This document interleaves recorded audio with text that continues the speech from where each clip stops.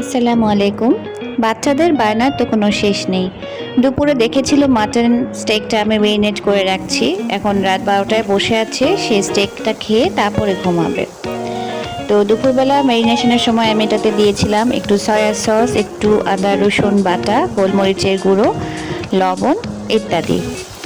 But আমরা তো বাঙালি, আমাদের টেস্ট বাডের সাথে অরিজিনাল যে স্টেকের রেসিপিস ইনগ্রিডিয়েন্ট সেগুলো আসলে যায় না। সো আমাদেরকে একটুখানি অ্যাডিশনাল স্পাইসেস অ্যাড করতেই হয়। তো আমি সামান্য একটুখানি বারবিকিউ সসও অ্যাড করেছিলাম এখানে। তো যাই হোক, ভালো মতো মেরিনেট হয়ে গেছে। এখন বাচ্চাদের বায়না রাখার জন্য চুলায় একটা প্যান বসিয়ে কিছুটা বাটার দিয়ে দিলাম। এখন স্টেকটা আমি হালকা আঁচে ভেজে নিচ্ছি। হালকা আঁচে বলতে প্রথমে একটু আঁচটা বাড়ানোই ছিল, না হলে তো সম্পূর্ণ পানিটা বের হয়ে গিয়ে স্টেকটা ড্রাই হয়ে যাবে। কারণে প্রথমে একটু জাল বাড়িয়ে রেখেছিলাম, এখন কমিয়ে দিয়েছি। হালকা আছে, এখন আমি স্টেকটা ভেজে নিচ্ছি ভালো মতো। ওদিকে বাচ্চা বারবার করে এসে এসে বলছে কতক্ষণ লাগবে কতক্ষণ লাগবে, মানে আজকে স্টেক না খেয়ে সে ঘুমাবেই না, এমন একটা অবস্থা। তো যাই হোক, আমি এখানে কিছু ভেজিটেবলসও সটে করে নিচ্ছি।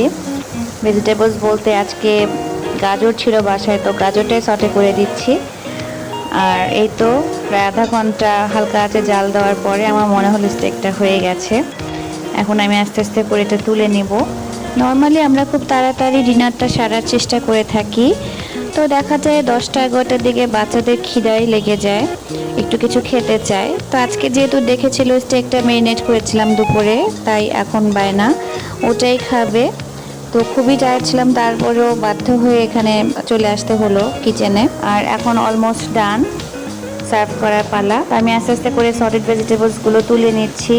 আচ্ছা, স্টেক তো হলো, কিন্তু আমার মনের মধ্যে একটু খুঁতখুত করছিল, কারণ আমার মনে হচ্ছিল যে এটা টেস্ট হয়তো বা ও লাইক করবে না, কারণ এমনিতেই সটেড, তারপরে হচ্ছে গিয়ে মাটন, যেটা হয়তো একটু শক্ত লাগবে খেতে। আর একটু ডিপ ফ্রাই করে সার্ভ করা হলে বুঝি ওর ভালো লাগতো। তারপরে ওকে আমি খেতে দিয়েছিলাম এবং ও তাই বললো যে আরেকটু ভেজে নিয়ে আসো মা। সো আমাকে আবারও কিচেনে গিয়ে এটা একটু ডিপ ফ্রাই করে তারপর ওকে দিতে হয়েছে।